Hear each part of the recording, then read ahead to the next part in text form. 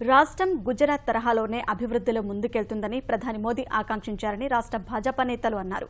రాష్ట్రానికి ప్రత్యేక ప్యాకేజీ ప్రకటనపై ఢిల్లీలో ప్రధానిని కలిసి రాష్ట్ర భాజపా నేతలు కృతజ్ఞతలు తెలిపారు. రాష్ట్ర అభివృద్ధికి కేంద్రం నిరంతరం సాయం అందిస్తుందని అన్నారు. ఏదైతే ఆంధ్రప్రదేశ్ యొక్క సర్వతోముఖాభివృద్ధికి కేంద్ర ప్రభుత్వం ప్రకటించినటువంటి ప్యాకేజ్, ఆర్థిక ప్యాకేజ్ ఏదైతే ఉందో దాని వలన ఆంధ్రప్రదేశ్కు చాలా లాభం జరుగుతుంది. అటువంటి మంచి ప్యాకేజీని ప్రకటించినందుకు ఆంధ్రప్రదేశ్ ప్రజల తరఫున ధన్యవాదాలు తెలియజేశాం. ఇవాళ ఆంధ్రప్రదేశ్ ఒక వికసిత రాష్ట్రం. ఆంధ్రప్రదేశ్ ప్రజలు చాలా అభ్యుదయ భావాలు కలిగి అభివృద్ది పథంలో నడిచేటువంటి ఒక దృక్పథం కలిగిన వాళ్లు.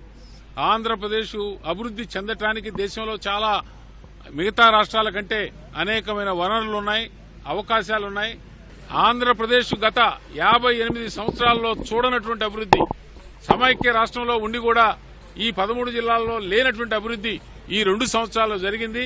ఇవాళ కూడా ఆంధ్రప్రదేశ్ అభివృద్ధికి ఢిల్లీలో అడ్రస్ ఎవరంటే వెంకయ్యనాయుడు గారు. నాకే పని వచ్చినా అది ఎయిమ్స్ అవనండి, స్పెషాలిటీ హాస్పిటల్స్ అవనండి, లేకపోతే 850 మెడికల్ సీట్లు అవనండి, ఈ ఏడాది 400 మెడికల్ సీట్లు అవుతాయనండి, అలాగే మెట్టెక్ పార్క్ డబ్బు అరుణ్ జైట్లీ కాదు, ఏదైనా సరే ప్రతి మినిస్ట్రీలోనూ ఏదన్నా ఉందే ఒక్క వెంకయ్యనాయుడు గారు కేంద్రంలో పెద్దగా చేస్తున్నారు.